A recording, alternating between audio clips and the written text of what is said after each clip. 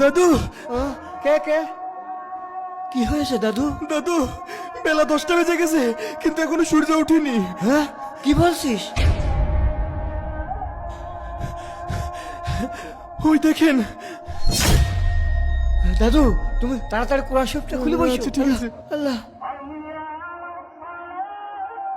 বিশ্বাস করেন কিয়ামতের আগে একদিন এক রাতের মধ্যে এই কোরআনের সব পাতাগুলো আল্লাহ তুলে নেবেন আসমানে।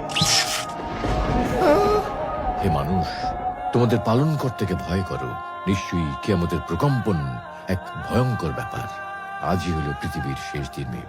পাপাচারী মানুষেরা হতাশ হয়ে যাবে, কাণ্ডজ্ঞান হারিয়ে দিক বিদিক ছুটতে থাকবে এবং একসময় অজ্ঞান হয়ে মৃত্যুবরণ করবে।